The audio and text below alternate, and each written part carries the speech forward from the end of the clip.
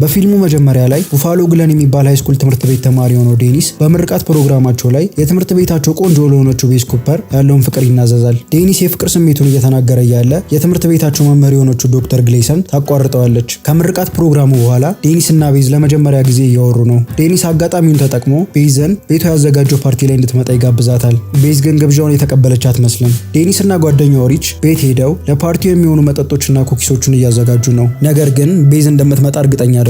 የዴኒስ ቤተሰቦች ለፓርቲው የሚያስፈልጋቸው ነገር የት እንደሚገኝ ከነገሯቸው በኋላ ቤቱን እንዳያቆሽሹ አስጠንቅቀዋቸው ይሄዳሉ። ሁለቱ ጓደኛሞች ለፓርቲው የሚያስፈልገውን ነገር ካዘጋጁ በኋላ ውጭ ሆኖ ቤዝን እየጠበቋት ነው። ብዙም ሳይቆይ ቤዝ ከሁለት ጓደኞቿ ጋር በቪትስ መኪና ትመጣለች። የቤዝ ፍቅረኛ ይደውልላትና የት እንዳለች ይጠይቃታል። ቤዝ የት እንዳለች ባትነግረውም እሱ ግን ዴኒስ ቤት እንደሆነች ይጠረጥራል። ዴኒስ የሻምፔን ጠርሙስ ለመክፈት ሲሞክር እጁ ይቆረጣል። ዴኒስ ግን ጠርሙሱን ለመክፈት መሞከሩን አላቆመም። ተሳክቶለት ጠርሙሱን ይከፍተዋል። ነገር ግን ክዳኑ ፊቱን ይመታውና ይወድቃል። ቤዝ ሪችን ከፍሪጅ ውስጥ ቀዝቃዛ ነገር እንዲሰጣት ትጠይቀዋለች። ነገር ግን ፍሪጅ ውስጥ ያለው ብቸኛ የቀዘቀዘ ነገር ብስኩት ነበር። ቤዝ ብስኩቱን ተጠቅማ የዴኒስን ቁስል ታቀዘቅዝለታለች። ዴኒስ ግን ቤዝ ሰውነቱ ላይ ስለተቀመጠች ህመሙን የረሳ ይመስላል። ከጥቂት ደቂቃዎች በኋላ የቤዝ ፍቅረኛ ዴኒስ የምርቃት ፕሮግራሙ ላይ በተናገረው ነገር ተናዶ ሊደበድበው ቤቱ ይመጣል። ዴኒስ ቶሎ ብሎ ሁሉንም በርና መስኮቶች በመዝጋት ፍቅረኛዋ እንዳይገባ ለማድረግ ይሞክራል። ነገር ግን አንዱን በር ሳይዘጋ ይረሳዋል። ከዛ የቤዝ ፍቅረኛ የሆነው ኬቨን ከሁለት ጓደኞቹ ጋር ወደ ቤቱ ይገቡና እቃዎቹን መሰባበር ይጀምራሉ። ከዛም ዴኒስ እና ሪች ላይ ጠርሙሶቹን ይወረውሩባቸዋል። ኬቨን ዴኒስ እና ሪችን በቤት ውስጥ ማባረር ይጀምራል። ዴኒስ እና ሪች ወደ አንድ መኝታ ቤት ውስጥ ይሄዱና ይደበቃሉ። ኬቨን ወደ መኝታ ቤቱ ሲገባ ሪች ከተደበቀበት ወጥቶ በመስኮት ያመልጣል። ከዛ ኬቨን ዴኒስን ያገኘውና ሊደበድበው ሲል ቤዝ ከኋላ መታ ጭንቅላቱን ትመታዋለች። ኬቨን ከወደቀበት ተነስቶ ከሁለት ጓደኞቹ ጋር እነ ዴኒስን ለመያዝ እየሞከረ ነው። ቤዝ ቀድማ ሄዳ መኪናዋን አስነስታ እነ ዴኒስን እየጠበቀቻቸው ነው። ከዛ በቤዝ መኪና ዴኒስ፣ ሪች እና የቤዝ ጓደኞችን ጨምሮ በአጠቃላይ 5 ሆነው ያመልጣሉ። ቤዝ በጣም በፍጥነት እየነዳች ስለሆነ ዴኒስ ቀስ እንድትል ይነግራታል። ቤዝ ግን ልትሰማው ፈቃደኛ አይደለችም። ዴኒስ ለቤተሰቦቹ ቤት ውስጥ ስለተፈጠረው ነገር ለመናገር በቤዝ ስልክ ቢደውልም አላነሱለትም። ቤዝ ፍቅረኛዋ ስልኳን በጂፒኤስ መከታተል እንደሚችል ታስታውስና ቶሎ ብላ በመስኮት ስልኳን ትጥላለች። ከዛ ሙዚቃ ከፍተው እየቀወጡ ይሄዳሉ። አንድ ጋዝ ማደያ ጋር ሲደርሱ መኪናውን ያቆማሉ። ከዛ ቤዝ እና ዴኒስ ጋዝ ማደያው አጠገብ ወዳለ አንድ ሱፐርማርኬት ውስጥ ይገባሉ። በሱፐርማርኬት ውስጥ ዴኒስ በቤዝ አይን ውበት ሲገረም እናያለን። ቢራዎች ሊገዙ ሲሉ የሱፐርማርኬቱ ባለቤት ከ18 ዓመት በላይ መሆናቸውን የሚያሳይ አይዲ ካላሳዩት እንደማይሸጥላቸው ይነግራቸዋል። ከብዙ ጭቅጭቅ በኋላ ቤዝ እና ዴኒስ ቢራዎችና ቺፕስ ገዝተው ከሱፐርማርኬቱ ይወጣሉ። ከዛም መንገዳቸውን ይቀጥላሉ። ከከተማው ከወጡ በኋላ መኪናውን አቁመው እሳት ያቀጣጥላሉ። ቤዝ ቢራዎቹን በጥርሷ መክፈት ትጀምራለች። ዴኒስም እንደሷ በጥርሱ ለመክፈት ሲሞክር ጥርሱ ይሸረፋል። ቢራዎቹን ከከፈቱ በኋላ መጠጣት ይጀምራሉ። ሪች እና የቤዝ ጓደኞች ወክ ለማድረግ በጫካ ውስጥ ይሄዳሉ። አሁን ቤዝ እና ዴኒስ ብቻቸውን ናቸው። አጋጣሚውን ተጠቅመው አይን ላይን እየተያዩ ብዙ ያወራሉ። ቤዝ እና ዴኒስ አሁን ፍቅር ውስጥ እየገቡ ይመስላል። በሌላ በኩል ሪችን እና የቤዝ ጓደኞችን ላሞች ሲያባርሯቸው እናያለን። ከተወሰኑ ደቂቃዎች በኋላ አምስቱም ይገናኙና መንገዳቸውን ይቀጥላሉ። ቤዝ የመኪናውን መብራት አጥፍታ እንደተለመደው በፍጥነት እየነዳች ነው። ከዛ በድንገት ከአንድ መኪና ጋር ይጋጫሉ። የገጩት መኪና የዴኒስ ወላጆች እንደሆነ ሲያውቁ ቶሎ ቤተሰቦቹ ሳያዩዋቸው ቦታውን ለቀው ይሄዳሉ። ከዛም የትምህርት ቤት ጓደኛቸው ወዳዘጋጀችው ፓርቲ ይሄዳሉ። ወደ ፓርቲው ከገቡ በኋላ ሁሉም ይበታተናሉ። ዴኒስ ቤዝ ከሌሎች ወንዶች ጋር ስታወራ ያያትና ይቀናል። ከዛ ተናዶ ወደ መጸዳጃ ቤት ይሄዳል። ከመጸዳጃ ቤቱ ከወጣ በኋላ ግሬግ ከሚባል የትምህርት ቤታቸው ጉልበተኛ ልጅ ጋር ይገናኙና ዴኒስ የምርቃት ፕሮግራማቸው ላይ ስላቀረበው ንግግር ያወራሉ።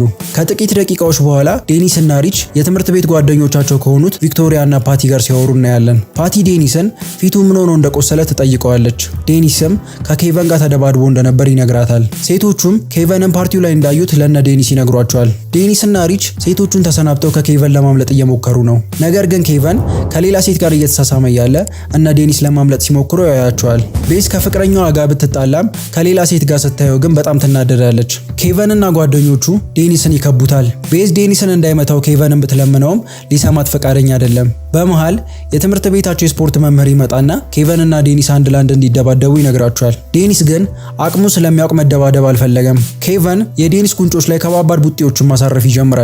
ዴኒስ ቡጤዎቹን መቋቋም ስላቃተው መሬት ላይ ወድቋል። ዴኒስ መሬት ላይ እንዳለ ፓቲ ስታበረታታው እናያለን። ቤዝ በጣም ብትጨነቅም ዴኒስ ሲደበደብ ቆማ ከማየት ውጪ ምንም ማድረግ አልቻለችም። በመሃል የዴኒስ የትምህርት ቤት ጓደኛ የሆነው ግሬግ ይመጣና ኬቨን እና ሁለት ጓደኞቹን ጨምሮ ይደበድባቸዋል። ከዛ ለዴኒስ ቦታውን ለቆ እንዲሄድ ይነግረዋል። ወዲያው ቤዝ በነ ኬቨን መኪና ቤቱን ደርምሰው ትገባለች። ከዛ አምስቱ ጓደኛሞች በመኪናው ቦታውን ለቀው ይሄዳሉ። ቤዝ ወደ ትምህርት ቤታቸው መንዳት ትጀምራለች። ትምህርት ቤቱ ሲደርሱ ቤዝ ከርዕሰ መምህራቸው የሰረቀችውን ቁልፍ ተጠቅመው ወደ ትምህርት ቤቱ ይገባሉ። በትምህርት ቤቱ የባስኬትቦል ሜዳ ላይ ሴቶቹ መደነስ ይጀምራሉ። ሪችም ይቀላቀላቸውና አብሯቸው ይደንሳል። ዳንሱን ከጨረሱ በኋላ ሴቶቹ ገላቸውን ለመታጠብ ወደ ሻወር ቤት ይሄዳሉ። ሪች ዴኒስን ከሴቶቹ ጋር አብረን እንታጠብ ይለዋል። ዴኒስ ግን ስለፈራ በሐሳቡ አልተስማማም። ሪች ዴኒስን ትቶት ሴቶቹን ተከትሎ ወደ ሻወር ቤቱ ይሄዳል። ከጥቂት ደቂቃዎች በኋላ ዴኒስ ድምጽ ሳያሰማ ወደ ሻወር ቤቱ ይሄዳል። ሻወር ቤቱ ጋር ሲደርስ ሴቶቹ ልብሳቸውን እያወለቁ ነው። ዴኒስ በጣም ይደነግጣል። ሴቶቹ ግን ምንም አልመሰላቸውም። እንደውም አብሯቸው እንዲታጠብ ይጋብዙታል። ዴኒስ ትንሽ ካቅማማ በኋላ አብሯቸው ለመታጠብ ይወስናል። ከዛ ልብሱን ማውላለቅ ይጀምራል። ነገር ግን ያላሰበው ነገር ይፈጠራል። ኬቨን በድጋሚ ከጓደኞቹ ጋር ይመጣል። ኬቨን ዴኒስን እየደበደበው እያለ ሪች ይመጣና ከልጅነቱ ጀምሮ በተለማመዳቸው የፎጣ ምቶች ኬቨንና ጓደኞቹን ይቀጠቅጣቸዋል። ከዛ ሪች ዴኒስና ሴቶቹን እንዲያመልጡ ካደረገ በኋላ ለነ ኬቨን ጀግናው ማን እንደሆነ ያሳያቸዋል። ሁሉንም ከዘረራቸው በኋላ እነ ዴኒስን ይቀላቀላቸዋል። ከዛም መኪና ውስጥ ገብተው መንገድ ይጀምራሉ። ነገር ግን የት መሄድ እንዳለባቸው አልወሰኑም። ትሬስ የአባቷ ማረፊያ ወደ ሆነው ቤት እንዲሄዱ ሀሳብ ታቀርባለች። ሁሉም በሀሳቧ ይስማሙና ወደ ቤቱ መሄድ ይጀምራሉ። የዴኒስ ቲሸርት በጣም በመቆሸሹ ምክንያት እየሸተተ ስለሆነ እንዲያወልቀው ቤዝ ትነግረዋለች። ከዛም ቲሸርቱ እንዲነፍስበት በመስኮት ታወጣዋለች። ነገር ግን በድንገት ቲሸርቱ ከእጇ ላይ ይወድቃል። ዴኒስ ከመኪናው ወርዶ ቲሸርቱን ለማግኘት ይሞክራል። ነገር ግን ሱሪም እንዳለበሰ ረስቶታል። ጓደኞቹ በለበሰው የህፃኔ ውስጥ ሱሪ ይስቁበታል። ቤዝ ግን ሌሎቹ ዴኒስ ላይ በመሳቃቸው ተናዳለች። እናም የእሷን ልብስ ወስዳ ታለብሰዋለች።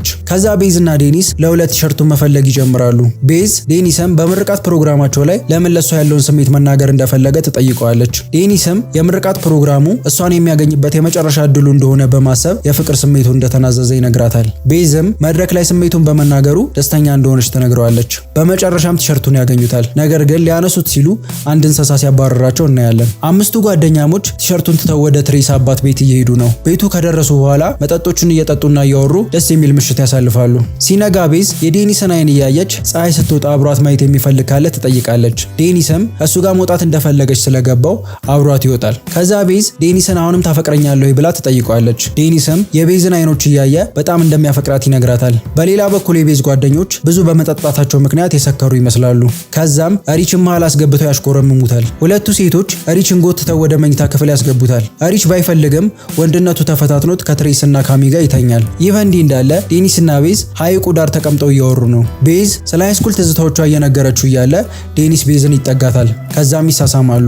ከጥቂት ደቂቃዎች በኋላ ዴኒስን ቤቱ ሲያደርሱት እናያለን። ዴኒስ አባቱን ቤታቸው ውስጥ ስለተፈጠረው ነገር ይቅርታ ይጠይቀዋል። አባቱም ይቅርታ ያደርግለታል። አባቱ ወደ ቤት ከገባ በኋላ ዴኒስ ቤዝን እንደሚያገባት ቃል ይገባላታል። ቤዝም ቃል ስለገባላት ደስተኛ ስትሆን እናያታለን። ከዛ ዴኒስ ቤዝን ጉንጯን ይሰማትና ይሰናበታታል። ሪችም ሁለቱን ሴቶች ይሰናበታቸውና ከዴኒስ ጋር ወደ ቤት ይገባሉ። ፊልሙም በዚህ ሁኔታ ይጠናቀቃል። አይ ላቭ ዩ ቤዝ ኩፐር የተሰኘው በተመልካቾች ዘንድ ትልቅ ተወዳጅነትን ያተረፈው ድንቅ ፊልም ታሪኩ ባጭሩ ይህን ይመስላል።